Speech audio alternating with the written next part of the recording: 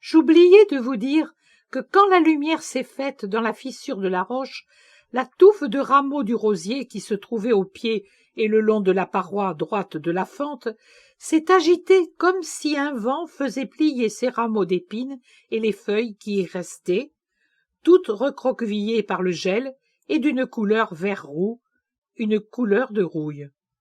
Marie sourit sans parler, toute nimbée de sa lumière dorée qui la fait paraître encore plus blanche comme neige dans sa robe, et aussi par la couleur de ses mains, du cou et de son visage si pur, de jeune fille à peine sortie de l'adolescence.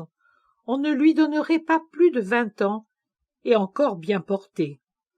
Marie descend vers l'ouverture de la fente jusqu'au bord. Je vois sa démarche légèrement ondulante, comme je l'ai déjà vue les autres fois que je l'ai vue marcher. C'est la démarche caractéristique des personnes habituées aux sandales, sans aucun talon. Parvenue au bord de l'ouverture, juste au-dessus du rosier, elle s'arrête. Marie fait le signe de croix. Elle m'apprend à faire le signe de croix. On peut avoir honte à la pensée de la manière dont nous le faisons. L'ange de la vision du paradis m'a appris à dire « Je vous salue, Marie ».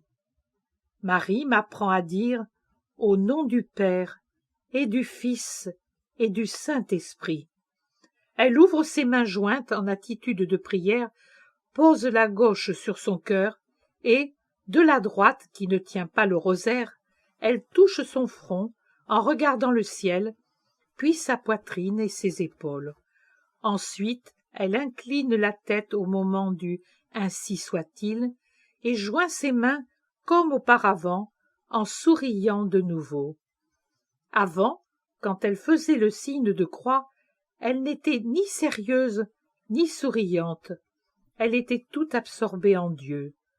Son geste est très ample et lent. Pas même un lointain parent des nôtres qui paraissent être des chasse-mouches et dont les mots sont mutilés. Elle commence ensuite à égrener son chapelet. Lentement, elle dit à haute voix, en baissant fortement la tête, comme pour s'incliner, « Le gloire au Père ». Pendant que je récite les « Je vous salue Marie » et les « Notre Père », elle sourit en silence. De temps en temps, le vent fait bouger l'extrémité de sa ceinture en soie, un vent léger. Finalement, elle ouvre les bras et les tend vers le sol, en courbant la tête et son corps svelte pour s'incliner légèrement en signe d'humilité. Puis elle dit de son inimitable voix si douce « Je suis l'Immaculée Conception ».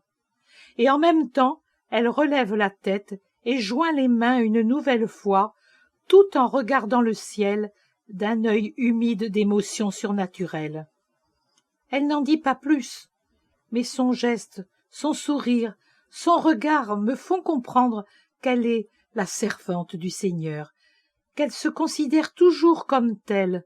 Cela se voit à sa manière de baisser humblement les bras et la tête, qu'elle l'est par la grâce de Dieu et non par son mérite personnel. Voilà la signification de son geste initial, et qu'elle l'est par le Seigneur, à qui la louange est due pour l'avoir donnée au monde comme premier pardon accordé à l'humanité coupable. C'est le sens de la seconde partie de son geste, dans lequel on retrouve à la fois la louange, la gratitude et un recueillement modeste. Ce n'est rien de le dire, mais quand on le voit, que de choses ce seul geste enseigne. Puis, elle se recueille, comme plongée en une prière intérieure, le regard extasié en Dieu qu'elle voit, et elle disparaît ainsi pour retourner au paradis, laissant en moi la lumière, la musique, le parfum de sa pureté et la spiritualité de sa prière. J'ai écrit en triomphant des obstacles que le tentateur et ma propre humanité me créaient. Je reste tranquille maintenant, le rosaire entre les mains, et j'essaie d'imiter Marie, la mère maîtresse venue m'enseigner comment prier et louer le Seigneur pour tout ce qu'il fait de nous. Notre-Dame de Lourdes, apprends-moi à prier, et protège-moi contre le démon et contre moi-même. Ainsi soit-il.